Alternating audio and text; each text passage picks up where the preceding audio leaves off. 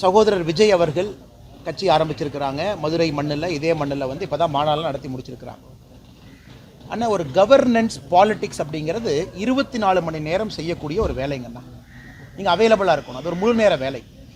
ஒரு முதலமைச்சராக, அமைச்சராக, சட்டமன்ற உறுப்பினராக, பாராளுமன்ற உறுப்பினராக, இல்லை கட்சியினுடைய தலைவராக 24 மணி நேரமும் களத்தில் இருக்கணும். இன்றைக்கி தமிழக மக்கள் என்ன எதிர்பார்க்குறாங்கன்னா, இன்றைக்கி தாவேகா நாங்கள் ஒரு சீரியஸான கட்சி, தமிழக மக்களுக்கு ஒரு மாற்றம் தரக்கூடிய கட்சின்னு அவங்க சொல்கிறாங்க அப்படின்னா, அதே வேகத்தை களத்தில் 24 மணி நேரம் பார்க்க வேண்டும் என்று நினைக்கின்றார்கள். சனிக்கிழமை மட்டும் நான் பிரச்சாரத்துக்கு வருவேன், சனிக்கிழமை மட்டும் மக்களை பார்ப்பேன், ஞாயிற்றுக்கிழமை மட்டும் மக்களை பார்ப்பேன், மற்ற திங்கள், செவ்வாய், புதன், வியாழன், வெள்ளி நான் பார்க்க மாட்டேன் அப்படிங்கிறது ஒரு புதிதாக வந்திருக்கக்கூடிய அரசியல் கட்சிக்கு ஒரு பொறுப்புமிக்க தலைவர் அந்த மாதிரி செஞ்சே கிட்டத்தட்ட டிசம்பர் வரைக்கும் நம்ம கொண்டு போயிட்டோம் அப்படின்னா மக்கள் வந்து டெஸ்ட் பண்ணுவாங்க. இது எல்லாமே அதுக்கான காலம். இன்னைக்கு தாவேகா வந்து நாங்கள் திமுகவுக்கு எதிரி அப்படின்னு அவங்க பறைசாட்டுறாங்கன்னா அந்த வேகத்தை களத்தில் காட்டும் பொழுது மட்டும் தான் மக்கள் நம்புவாங்க.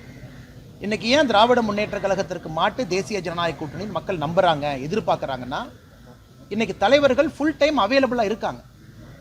நம்ம எதிர்கட்சி தலைவராக இருக்கட்டும் முழு நேரம் ஒரு பக்கம் இருக்கிறாங்க. பாரதிய ஜனதா கட்சியினுடைய தலைவர்கள் முழு நேரம் அவைலபிளாக இருக்கிறாங்க. யார் வேண்டாலும் ஒரு பொதுமக்கள் யார் வேண்டுமானாலும் சந்திக்க முடியும். பாரதிய ஜனதா கட்சியினுடைய கூட்டங்கள் பார்த்தீங்கன்னா தினமும் நடக்கும்.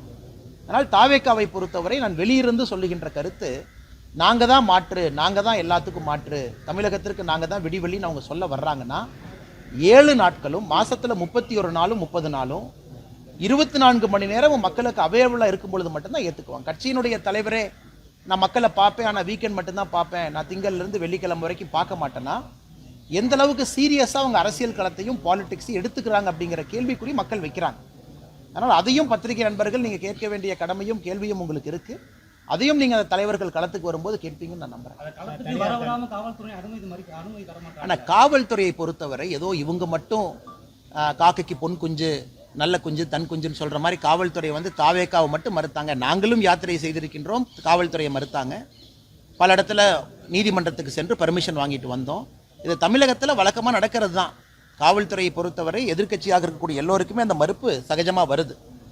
ஏன்னா காவல்துறை சில இடத்துல நியாயமான காரணம் இருக்குது, சில இடத்துல நியாயமில்லாத காரணம் இருக்குது. நம்ம காவல்துறையை குறை சொல்வதை விட்டு, சரி காவல்துறை அனுமதி கொடுக்கலன்னா கோர்ட்டுக்கு போய் அனுமதி வாங்கலாமே, யார் வேண்டான்னு சொன்னது? அதனால் திரும்ப திரும்ப காவல்துறையில் யாரோ ஒரு அதிகாரி அனுமதி மறுத்தாங்க, அதனால் பாருங்கள் எங்களை பார்த்து பயந்துக்கிட்டாங்க. மக்கள் தாவேகாவை பார்த்து ஆதரவு கொடுப்பது அல்லது திமுக தாவேகாவை பார்த்து எப்போ பயப்படுவாங்கன்னா 24 மணி நேரம் களத்தில் இருக்கும் பொழுது மட்டும்தான் அந்த எழுச்சி வரும்.